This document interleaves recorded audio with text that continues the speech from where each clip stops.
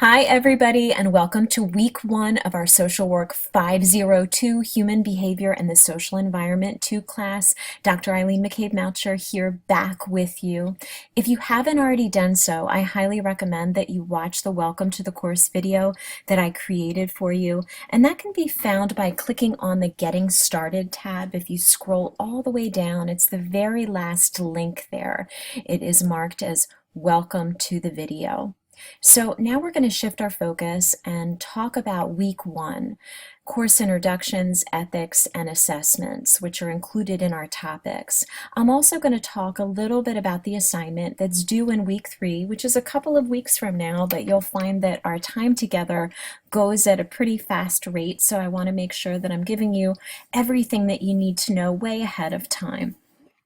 So the first thing that you want to do is you want to make sure during week one that you look at our learning resources. You want to look at all the objectives, the readings, and the media, and make sure that you read those carefully. The next thing that you want to do after you complete the readings and all of the other learning resources, you want to participate in our discussions.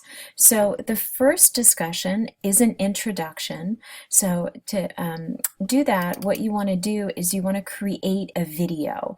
So this screen right here has some really great tips on how you would record and upload a video introduction.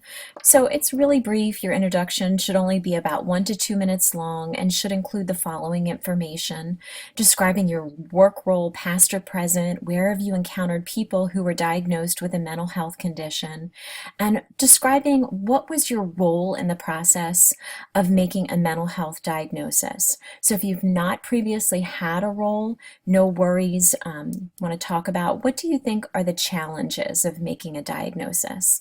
So remember, you just want to speak slowly and clearly so that we can understand you, and I look forward to watching all of the videos here. So after you create your video, what you want to do is you want to then go down and click on our week one discussion, which features ethical issues in making diagnoses. And then you want to participate in our week one discussion, the assessment process. So after you've completed all that, you want to make sure that you go to the sign-up sheet, which I'll show here. You want to make sure that you sign up for a condition. So remember in the welcome video, I went over that 2 students are signing up for each condition, and students are going to develop a PowerPoint to orally present their condition together.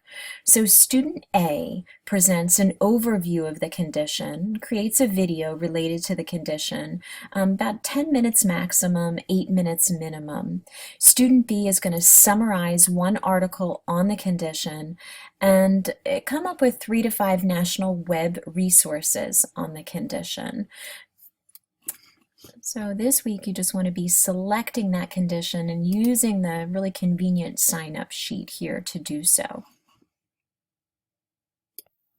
So after you complete all of the week one assignments, I invite you to take some time looking at our clinical vignette part 1, which is an assignment that is due in week number 3 of the course.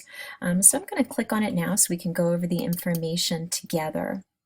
So for the clinical vignette part number 1, we want to remember again that that's not due until week number 3. It's due Sunday, 11:59 p.m., week number 3. So there's 2 parts of a clinical vignette that are to be developed that are the basis for your final cumulative paper. For this part 1, what you want to do is you want to select a person whose subculture is different from your own. If you do not have a current practice case, you can definitely use a case from past practice, literature, a book, a film, or a movie.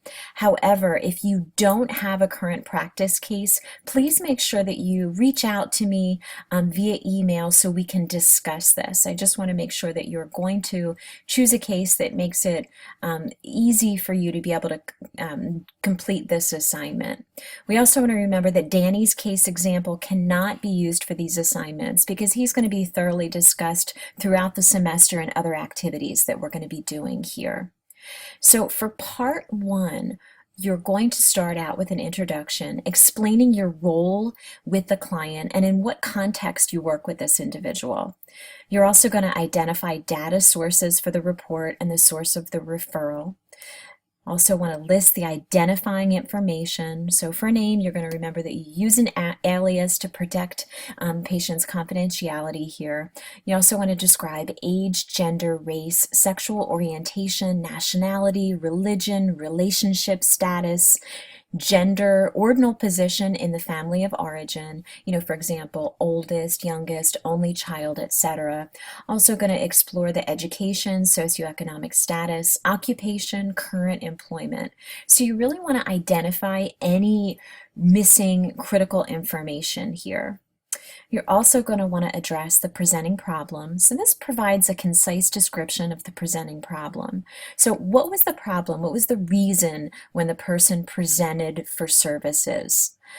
Also, you're going to write the chief complaint, and you're remembering that that is the problem that's stated in the client's own words or present of the summary of the client's view of the situation. So it's definitely a great idea if you're using the client's own words just to be able to put those in quotations. It can be really simple. A great way to summarize a chief complaint is if you are directly asking the client, what brings you here today? They may say something like, I'm here because I feel sad all the time, quote, putting that in quotes.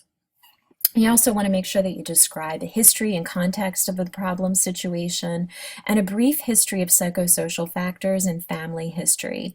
So this should be about 1 to 2 pages, depending on the information that's available to you. There's also lots of details here on this rubric that's below. You're also going to find that in Engage. You want to develop a list of current diagnoses and include current medications that the client's taking. You want to state whether you disagree or agree with the person's current diagnosis and why. So again, you've been provided with a really detailed rubric here for this clinical vignette part 1. So this is going to be used when I grade your paper. And as always, please reach out to me if you have any questions or anything seems unclear to you. I'm here to help you be successful in the course. You definitely want to make sure that you reach out to me if you're not using an actual case, if you're going to be presenting a case based on a book or a movie, just so I can approve that for you, make sure that it's something that you're choosing a case that's not going to cause you to struggle. I want to make sure that you're doing something that's straightforward and that you're going to learn a lot while you're doing it. So I hope you have a great week, and I look forward to seeing you on our discussion boards.